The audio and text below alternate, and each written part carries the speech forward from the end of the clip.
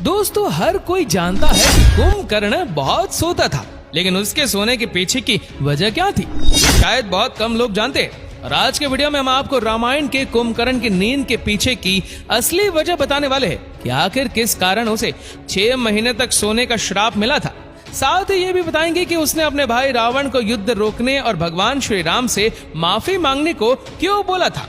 दोस्तों, रामायण एक पवित्र ग्रंथ है जो भारत की संस्कृति की पहचान है। रामायण पढ़ने से व्यक्ति सत्य और मानवता के रास्ते पर चलना सीखता है। रामायण की हर एक कहानी जितनी प्रेरणादायी है उतनी ही रोचक है। रामायण में बताए गए हर एक किरदार प्रभावशाली है। हर एक किरदार से जुड़ी कहानी हमें प्रेरित करते हैं और सिखाते थे।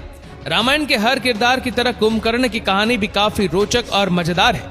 कुंभकर्ण अपने भूख और नींद के लिए काफी प्रसिद्ध था, क्योंकि राक्षस कुल का होने के बावजूद वो 6 महीने सोता था और एक दिन जागता था। दोस्तों, कुंभकर्ण की कहानी जानने से पहले जानते हैं कि आखिर कौन था कुंभकर्ण। दरअसल कुंभकर्ण रावण का सबसे छोटा भाई था। रावण के 2 भाई थे, विभीषण और कुंभकर्ण।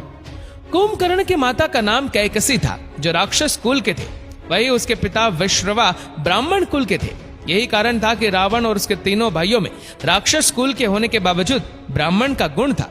जैसा कि हम जानते हैं कि रावण राक्षस होने के साथ साथ बहुत बड़ा ज्ञानी और शिव भक्त भी था। लेकिन आपको बता दें कि कुंभकर्ण भी काफी ज्ञानी और बहादुर था।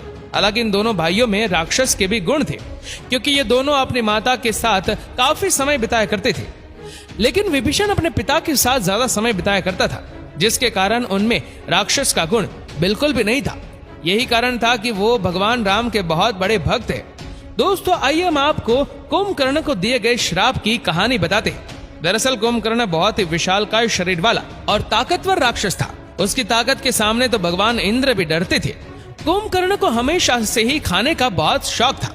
विशालकाय शरीर होने के कारण वो एक बार में हजारों लाखों लोगों का खाना खा जाता था।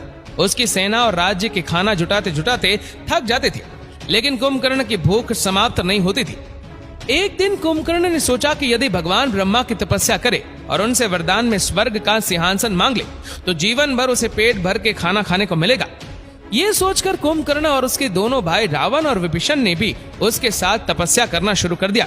वो भगवान ब्रह्मा का नाम जपते हुए लंबे समय तक तपस्या करते रहे। इधर भगवान इंद्र को भी डर था कि कहीं भगवान ब्रह्मा इनसे प्रसन्न होकर वरदान मांगने को ना कहे, और यदि उन्होंने ऐसा किया तो निश्चित है कि कुंभकर्ण स्वर्ग का सिंहासन मांग लेगा। ये डर उन्हें सता रहा था, और यही चिंता लेकर भगवान इंद्र माँ सरस्वती के पास जाते हैं और अपनी सारी चिंता उन्हें बताते हैं, जिसके बाद माता उनकी मदद का आश्वासन देते हैं। उधर भगवान ब्रह्मा कुंभकर्ण की तपस्या से प्रसन्न हो चुके थे और फिर वो उन तीनों को दर्शन देते हैं। भगवान ब्रह्मा कुंभकर्ण को मनचाहा वरदान मांगने के लिए कहते हैं। कुंभकर्ण वरदान के रूप में इंद्रासन मांगने वाला होता ही है। तब इंद्रासन के बदले उसके मुंह से निकल गया निंद्रासन। जब तक रावण और कुंभकर्ण ये समझ पाते तब तक भगवान ब्रह्मा तथास्तु बोल चुके होते। इसके बाद जब कुंभकर्ण और रावण को इस बात का एहसास होता है तो भगवान ब्रह्मा को वरदान वापस लेने के लिए कहते हैं। लेकिन भगवान ब्रह्मा कहते हैं कि एक बार दे दिया गया वरदान वापस नहीं लिया जा सकता। इधर कुंभकर्ण को भी अपनी गलती का एहसास हो जाता है। वो भगवान ब्रह्मा के सामने रोने गिड़गिड़ाने लगता है। तब भगवान ब्रह्मा कहते हैं कि मैं वरदान तो वापस नहीं ले सकता, लेकिन इस वरदान के प्रभाव को कम जरूर कर सकता हूँ। हमेशा निद्रा में रहने के बजाय अब तुम 6 महीने जागोगे और 6 महीने निद्रा में रहोगे। जिसके बाद से कुंभकर्ण 6 महीने तक नींद में रहता था और 6 महीने जागने के दौरान पेट भर के खाना खाता था। लेकिन इस 6 महीने के दौरान वो इतना खाना खा जाता था कि पूरी लंका में खाने की कमी हो जाती थी, और खाना न मिलने की सूरत में वो और गुस्से में आ जाता था।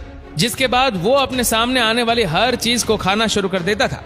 रावण भी इस बात से बहुत परेशान था और उसे अपने भाई की हालत देखी नहीं जा रही थी।